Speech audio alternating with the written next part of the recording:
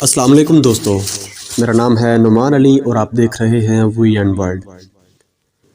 دوستو، عمر خیام کا جب بھی نام لیا جاتا ہے تو ان کی شاعری اور رباعیاں سامنے آ جاتی ہیں، جبکہ وہ صرف ایک شاعر نہ تھے، مصنف اور فلسفی ہونے کے ساتھ ساتھ وہ ایک ماہر علم نجوم، ریاضی دان اور ماہر فلکیات بھی تھے۔ عمر خیام کا ایک کارنامہ رصد گاہ میں تحقیقات کر کے مسلمانوں کو ایک نیا کیلنڈر بنا کر دینا بھی ہے۔ دوستو، عمر خیام نے 18 مئی 1048 عیسوی میں نیشا پور کے ایک خیمہ سینے والے گھرانے میں آنکھ کھولی۔ ان کا پورا نام ابو الفتح عمر خیام بن ابراہیم نیشا پوری تھا۔ انہوں نے اپنے زمانے کے نامور اساتذہ سے تعلیم حاصل کی۔ ان کے استادوں میں عبد الرحمن الخازنی، قاضی ابو طاہر اور مصطفیٰ نیشا پوری قابل ذکر ہیں۔ فلسفے میں وہ مشہور فلسفی ابو علی سینا کے ہم عصر تھے۔ ان کی مقبولیت کو دیکھتے ہوئے اس وقت کے سلجوقی سلطان ملک شاہ نے انہیں اپنے دربار میں طلب کر لیا اور انہیں اصفہان کے اندر ایک عظیم الشان رصد گاہ تعمیر کرنے کا حکم دیا۔ اس کی تعمیر 1073 عیسوی میں شروع ہوئی اور ایک سال بعد یعنی 1074 عیسوی میں اس رصد گاہ کی تعمیر مکمل ہو گئی۔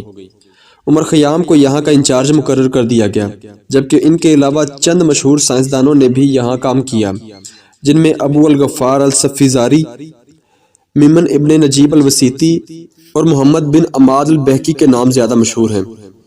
سلطان ملک شاہ نے عمر خیام کو ایک نیا کیلنڈر بنانے کا حکم دیا۔ ملک شاہ کے کہنے پر انہوں نے جو کیلنڈر تیار کیا اسے جلالی کیلنڈر کہا جاتا ہے، اور جو ایک زمانے تک رواج میں رہا، اور آج کا ایرانی کیلنڈر بھی بہت حد تک اسی پر مبنی ہے۔ دوستو، جلالی کیلنڈر شمسی کیلنڈر ہے اور سورج کے مختلف برجوں میں داخل ہونے پر شروع ہوتا ہے۔ ماہرین کا خیال ہے کہ یہ رائج انگریزی یا گریگورین کیلنڈر سے زیادہ درست ہے اور اسے آج تک سب سے زیادہ درست کیلنڈر کہا جاتا ہے۔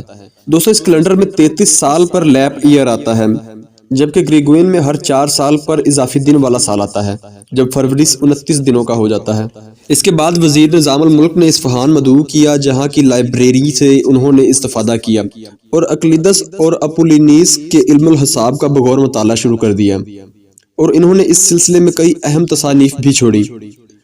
ریاضی کے میدان میں مکعب اور متوازی کے نظریے پر ان کی خدمات کو سراہا جاتا ہے۔ انہیں اقلیدس میں جو اشکالات نظر آئیں ان پر عربی زبان میں ایک کتاب تحریر کی۔ دوستو، عمر خیام کا اصل میدان علم نجوم، ریاضی اور فلسفہ رہا، لیکن ان کی عالمی شہرت کی واحد وجہ ان کی شاعری ہے، جو گاہے بگاہے لوگوں کی زبان پر آ ہی جاتی ہے۔ ان کی شاعری کو زندہ کرنے کا کارنامہ انگریزی شاعر اور مصنف ایڈورڈ فٹز جیرلڈ کا ہے، جنہوں نے 1859 میں عمر خیام کی رباعیات کا انگریزی میں ترجمہ پیش کیا اور اس کا عنوان رباعیات آف عمر خیام رکھا، اور عمر خیام کو فارس کا نجومی شاعر کہا۔ دوستو، اردو میں بھی بہت سے لوگوں نے ان کی رباعیوں کا منظوم ترجمہ کیا۔ عمر خیام کی پذیرائی مختلف ادوار میں ہوتی رہی ہے۔ 1970 عیسوی میں چاند کے ایک گڑھے کا نام عمر خیام رکھا گیا۔ یہ گڑھا کبھی کبھی زمین سے بھی نظر آتا ہے۔ 1980 عیسوی میں ایک سیارچے 3095 کو عمر خیام کا نام دیا گیا۔ دوستو، اس عظیم مسلمان سائنسدان کا انتقال 4 دسمبر 1131 کو ایران میں ہوا۔ دوستو، یہ تھی ہماری آج کی ویڈیو۔ امید ہے ویڈیو آپ کو اچھی لگی ہوگی۔ اگر ویڈیو اچھی لگی ہو تو لائک کیجئے، دوستوں کے ساتھ شیئر کیجئے اور کمنٹ سیکشن میں اپنی رائے کا اظہار ضرور کیجئے گا۔ تو دوستو، اپنا خیال رکھیے، گھر والوں کا خیال رکھیے اور ہمیں دعاؤں میں یاد رکھیے گا۔